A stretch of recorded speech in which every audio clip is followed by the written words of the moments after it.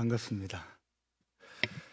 정말 한 20년 좀 전에 우리 중고등부 또 청년대학부 수련회와 또 이 강단에 서서 말씀을 외쳤던 적이 있는데 정말 훌쩍 20년이라는 세월이 지난 것 같습니다. 만나서 반갑고 여러 장로님들 또 이렇게 인사를 같이 해주셔서 이 참 좋은 동네다 그런 생각을 했습니다.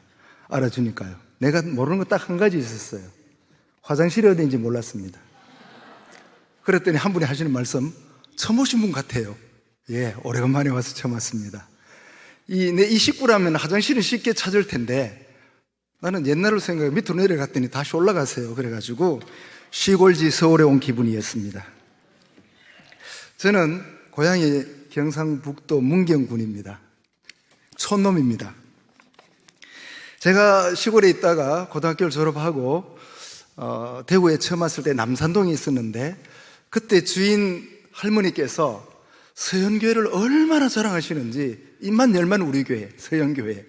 아마 그 권사님 이름은 내가 기억을 잘 못하시는데 비닐을 찌르시고 하얀 한복을 입고 다니시면서 늘 자랑을 하시고 저는 신학을 했으니까요. 그때 아주 저한테 교회 자랑을 많이 해서 내 머릿속에는 서연교회는 저렇게 자랑하는 분이 많아서 참 좋다.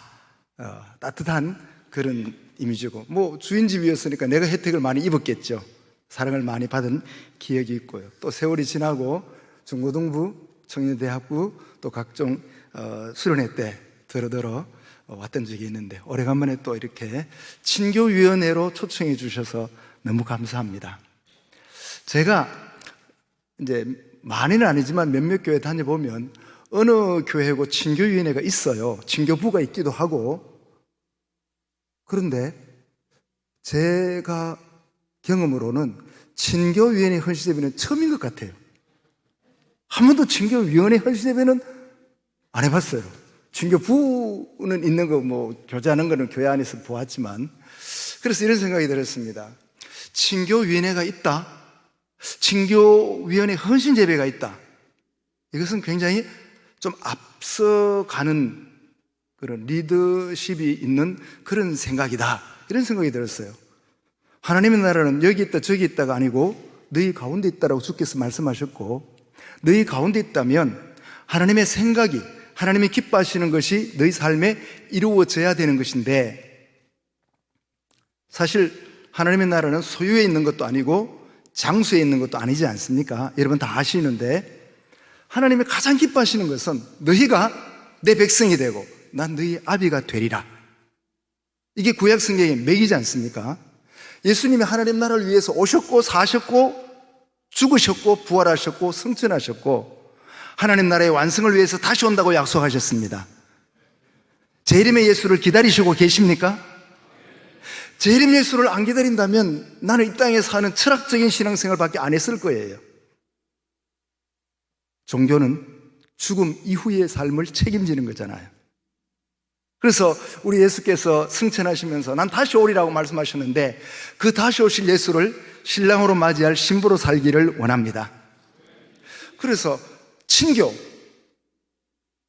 교제, 화목 또는 화평 이것이 하나님 나라의 특성인데 이것을 이미 친교위원회를 조직하고 운영하고 또 헌신예배까지 드린다고 그렇게 말씀하시니까 이거 와서 내가 배워야 되고 나도 공부를 더 해야 되겠다 그러한 마음으로 왔습니다.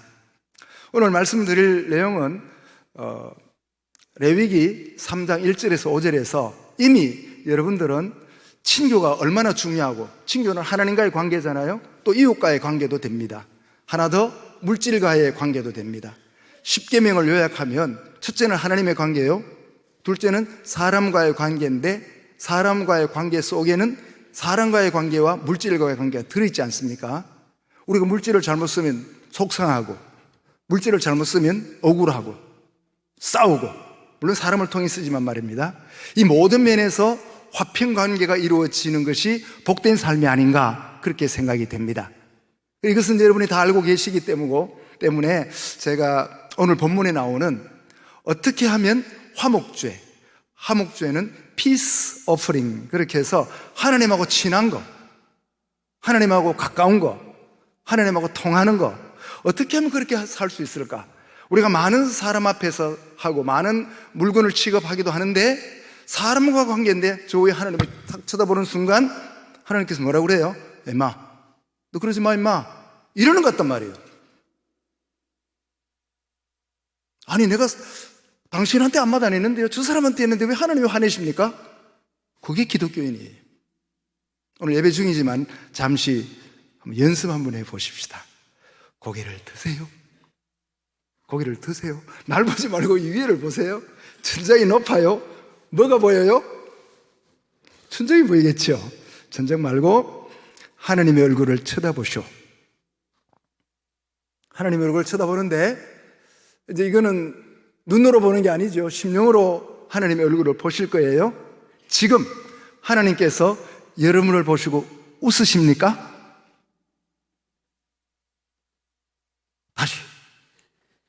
다시 내가 하나님을 바라보는데 하나님의 그 크신 얼굴을 나를 보고 계신데 하나님께서 나를 보고 웃으십니까?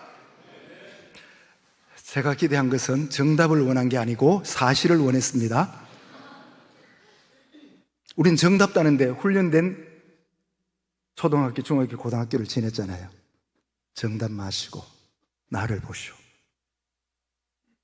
진정함을 보시오. 하나님이 나를 보고 웃지 아니하신다면 넥타이를 맺고 이쁘게 화장을 했지만 난 행복한 사람 아니에요.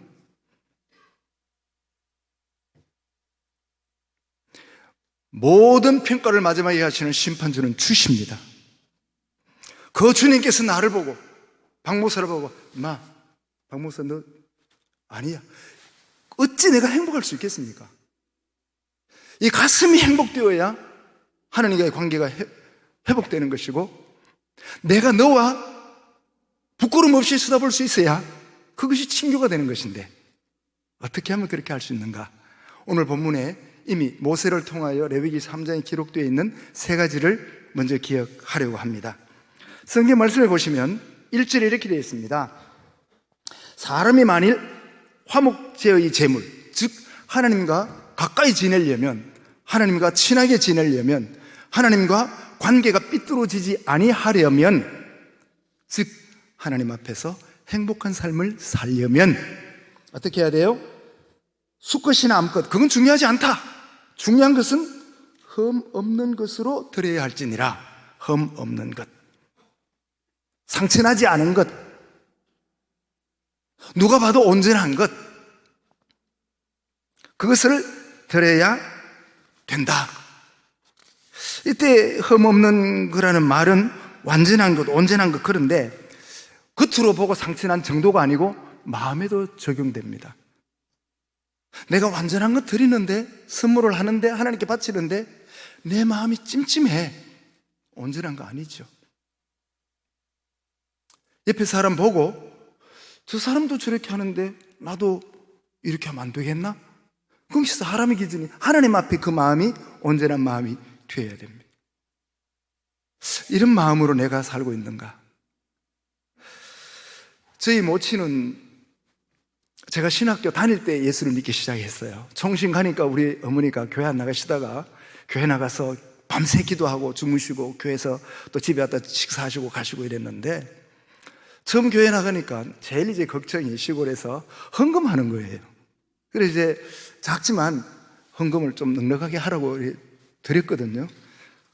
어느 날 수수감사절이 지나고 시골에 제가 갈 일이 있어 가서 엄마, 추수감사절 날 감사한금 얼마 했는데? 이러니까 2,000원 했다 이러는 거예요. 그래, 좀 많이 해도 되잖아. 이렇게 뭐 하노면 나는 아무것도 아닌데 집사도 2,000원 하더라. 우리 엄마 친구가 석한 엄마라고 있는데 그분이 우리 엄마, 우리 집 구역의 권찰인데 집사님이에요. 집사도 2,000원 하는데 내가 왜 많이 해야 되나? 이제 그런 뜻이에요.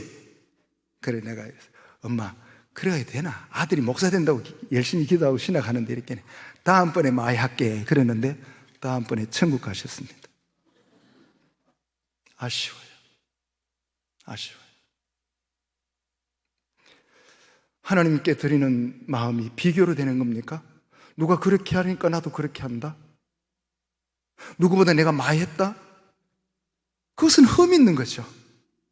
하나님 앞에 온전한 것 드리라고 주께서 화평의 관계, 너와 나와 보고 있어도 보고 싶고 벌거벗어도 부끄럽지 않은 관계는 어떤 관계인가?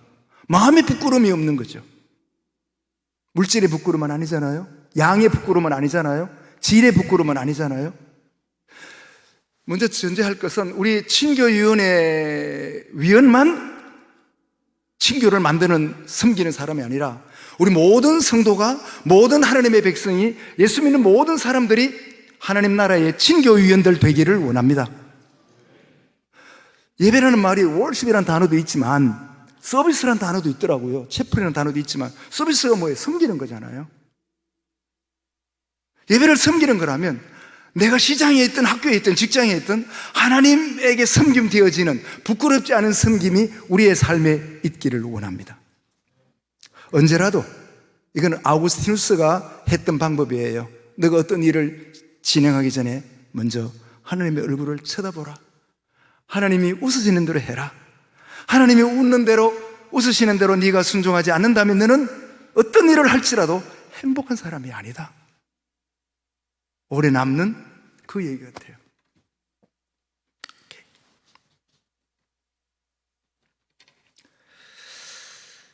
또 하나는 화목제물을 2절에 있는 것 같아요. 그 예물의 머리에 안수하고 이렇게 되어 있지 않습니까? 안수는 뭐예요?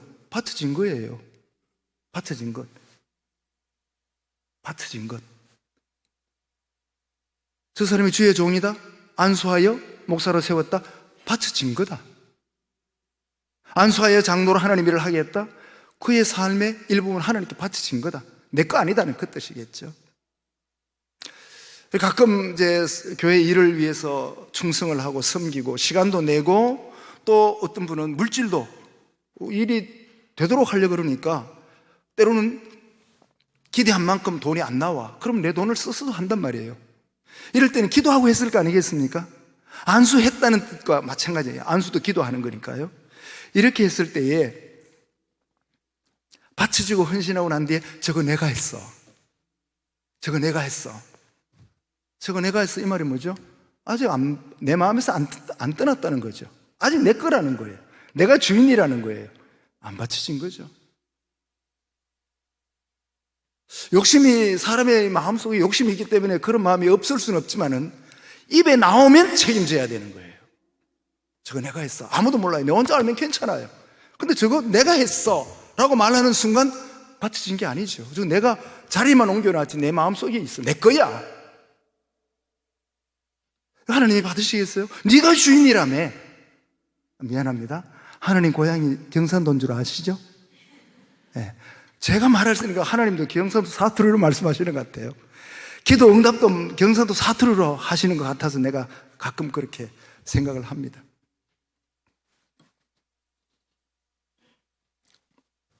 사도행전 5장에 보면 4장 마지막 부분에 요셉이라는 자가 땅을 팔아서 사도들 앞에 내어놓고 헌신했습니다. 존경도 받았고요, 박수도 받았을 거예요. 근데 사도행전 5장에 가면 아나니아와 삽비라가 땅을 팝니다. 아마 그 땅이 대명동에 있는 것 같아요. 그걸 팔았는데 꽤 돈이 많았어요. 근데 부부가 얘기를 합니다. 너무 많다. 이거 절반만 바치자. 그럴 수 있죠. 자기가 주인이니까 그때까지는. 근데 사도들 앞에 딱 내놓는 순간 내 거 아니잖아요. 하나님 거잖아요. 바쳤는데. 근데 베드로가 물어요. 이거 다냐? 네 거 바친 거 다, 전부 다냐? 그랬더니 아닙니다. 절반만 바치고 절반은 내가 쓸 데가 있습니다. 이러면 되는데 예했는 게라. 입으로는 다 바쳤는데 마음으로는 절반 바친 거죠. 하나님이 모르시겠어요? 하나님이 모르신다면 하나님도 아니시죠. 아시잖아요. 그 즉석에서 재판이 이루어졌습니다. 우리 마음속에 실제로 안수하진 않아요. 그러나 몇 날 며칠 기도하고 충성하며 내가 하나님을 위해서, 하나님 나라의 확장을 위해서, 저 사람의 믿음의 성숙을 위해서 내가 얼마만큼 시간을 바치고 얼마만큼 물질을 바친다 할지라도 기도하고 진행했으면 하나님께 바침이 될 것인즉 그것에 대하여 권리를, 주권을, 자랑을 말지어다.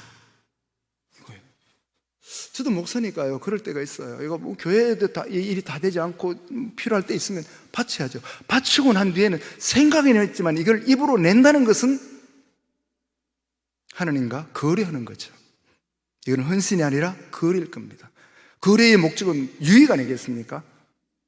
하나님이 빨리 안 알아주시니까 사람들한테 자랑해가지고 박수라도 좀 받아야 내 속 시원하고, 더럽습니다. 네가 그 박수를 받아야 네 마음이 합하단 말이냐? 네가 오늘까지 내게 은혜를 입었고 내 보혈의 피로 내가 사함을 받았는데 그 시시한 것 하나 얻으려고 네 입으로 자랑하고 있다더냐? No. 그건 아닌 것 같아요. 가끔 저는 듣습니다. 내가 교회를 위해서 얼마나 많이 충성했는데 교회가 날 위해서 한 건 뭐냐?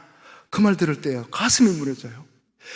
교회의 주인이 예수님이신데, 교회의 머리가 주님이신데, 예수께서 십자가 지시고 너를 위해 죽음을 주셨는데 너가 더 무엇을 원하느냐?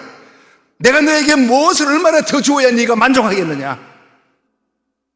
그 사람이 천국에 가서 주님 앞에 얼굴을 내밀겠습니까? 주님의 얼굴을 보는 순간 어떻게 되겠습니까? 이거는 헌신이 아니다. 하나님과 거래한 거고 하나님과 사업한 것이지, 그거는 헌신이 아니다. 우리의 섬김은 특별히 진교위원회에서 마음에 결심하고 작정하고 기도하고 한 것은 내게 기도하고 내 손을 떠나는 순간 저것은 내 것이 아니다. 저것으로 인하여 하나님이 영광 받으시면 나는 기쁘도다. 이런 마음으로 섬김이 있기를 원합니다. 또 한 가지는 이렇게 말합니다. 3절에 간단히 나와 2절 마지막 부분에 나와 있습니다. 아론의 자손 제사장들은 그 피를 제단 사방에 뿌릴 것이며, 피를 뿌린단 말은 용서받았다는 거잖아요. 그러면 희생했다는 거예요. 희생, 헌신이. 피는 생명인데 생명을 바치는 헌신, 생명을 바치는 희생이 있다는 것인데, 생명을 바칠 정도로 내가 바쳤다면 그것이 얼마나 귀한 것이겠습니까? 다음 달에 6.25가 있어요. 6.25가 있으면 교회에서는 특별히 6.25 기념 예배도 드리고 6.25 설교를 할 것입니다. 이렇게 보니까 제 기억에 이런 장면을 본 적이 있어요. 6.25 때 한국의 유엔군들이, 미군들이 54,000 몇백 명이 죽었습니다. 희생을 당했죠. 그런데 그 중에 한 사람이 이제 화장을 하고 이렇게 미국으로 이제 시체가 분봉이 갔죠. 그것을 받는 엄마가요, 울면서 한 장면을 내가 잊지 못하는 게 있어요. 그걸 받으면서, 아들의 죽음 아니겠습니까? 엄마가 그것을 받으면서 뭐라고 그래요? 우리 아들이 자유를 위해서 죽었으니 얼마나 감사합니까? 내 그게 잊혀지지 않아요. 자유를 위해서 죽었으니. 그 군인이 한국 사람이 한국 군이 아니잖아요. 한국 군이라면 우리나라 위해서 생명을 바쳤으니까 마땅한 거라고 박수 칠 수 있지만, 그분은 유엔군으로 미군이 한국에 와서 한국 전쟁에 죽었어요.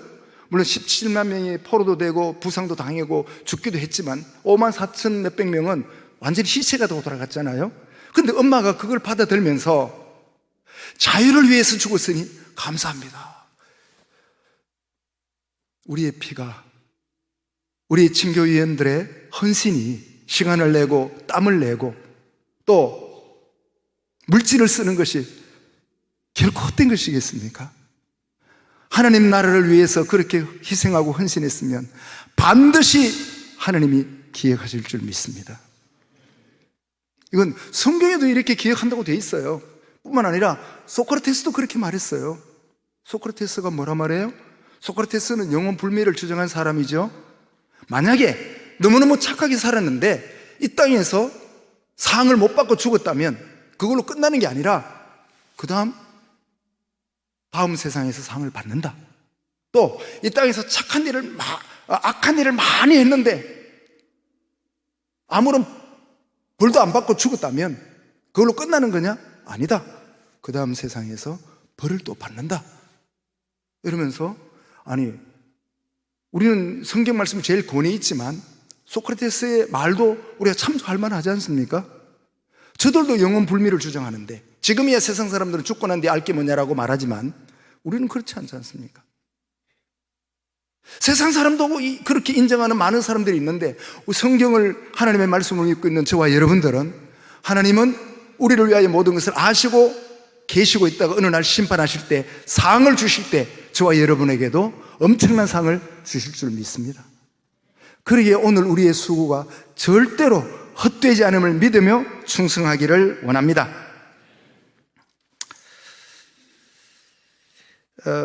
이제 헌신 예배니까 조금 짧은 메시지를 드리죠. 창세기 1장 28절, 25절부터에 보면 우리는 하나님의 형상대로 지음을 받았습니다. 미안합니다. 하나님을 닮았다는 거죠. 겉모양이 닮았다는 게 아니라 인격이 닮았다는 것으로 해석을 합니다. 생각하는 것이 닮았고 마음 먹는 것이 닮았고 선한 일을 추구하는 것이 하나님을 닮았습니다. 그래서 우리가 예수를 믿으면 하나님의 아들, 딸이 된단 말이죠. 여러분은 이미 마태복음 말씀을 기억하실 것입니다. 화평케 하는 자는 복이 있나니 저희가 하나님의 아들이라 일컬음을 받을 것이니요. 화평케 하는 자, 즉 친교를 위해서 수고하는 자, 하나님과 가까워지도록 하는데 애쓰고 힘쓰는 자들은 신분이 이미 하나님의 아들로 상성되었나이다. 아멘이 없어도 맞긴 맞는데, 아니 여러분의 신분이 하나님의 아들로 등극됐다는데, 귀족이 됐다는데 왜 아멘이 없나이까? 아니 백작이 돼야 됩니까? 남작이 돼야 됩니까? 후작이 돼야 됩니까? 우리는 이미 하나님 나라의 백작이라니까요.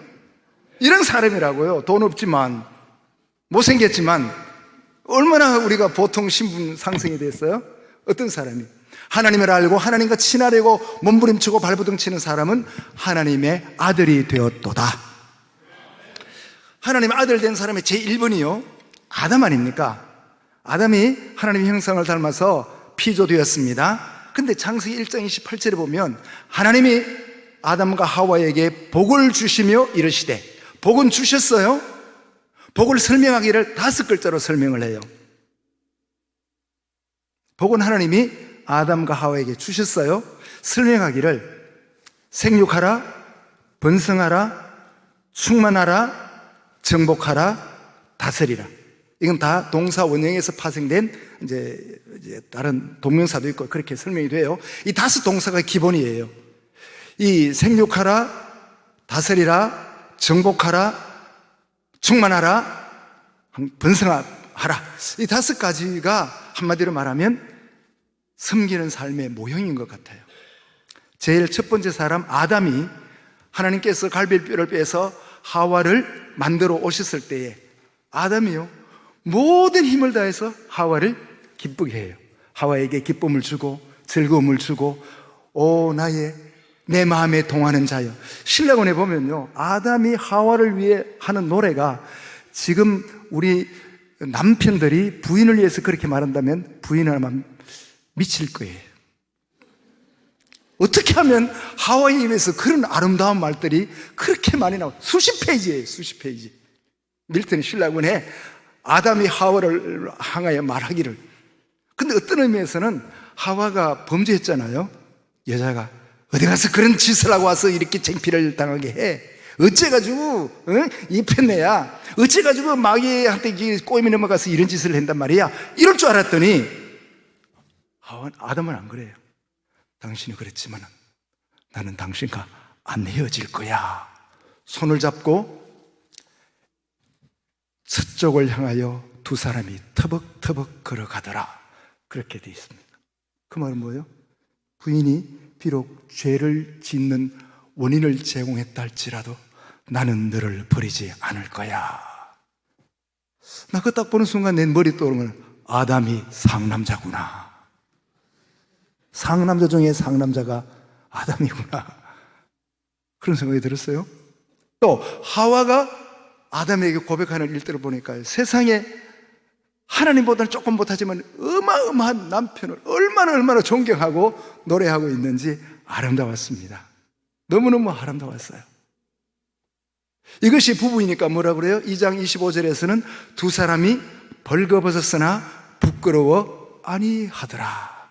우리의 신앙생활, 일상생활 전부가 어떤 사람 앞에서, 어떤 일 앞에서, 하나님 앞에서 부끄럽지 않은 삶을 살기를 바랍니다. 이게 진정한 신앙생활이에요. 그렇지 않겠습니까? 이것이 바로 친교를 위하여, 교제를 위하여, 하나님과의 관계에서, 사람과의 관계에서, 물질과의 관계에서 아름답게 사는 것이 아닌가, 그런 생각이 들어요. 이런 말씀을 우리 마음에 가지면서 우리 주님 만나는 그날, 얼마 남았는지 몰라요. 3년 남았는지 10년 남았는지 몰라요. 그때까지 부지런히 사십시다. 부지런히 이렇게 하나님 앞에서 숨기며 살다가 어느 날 하나님이 부르실 때에 세상, 나 대구에서 내 잘 살았다, 대구야 잘 있거라, 나는 간대, 이렇게 갈 수 있는 믿음의 식구들이 되기를 진심으로 원합니다. 기도하겠습니다.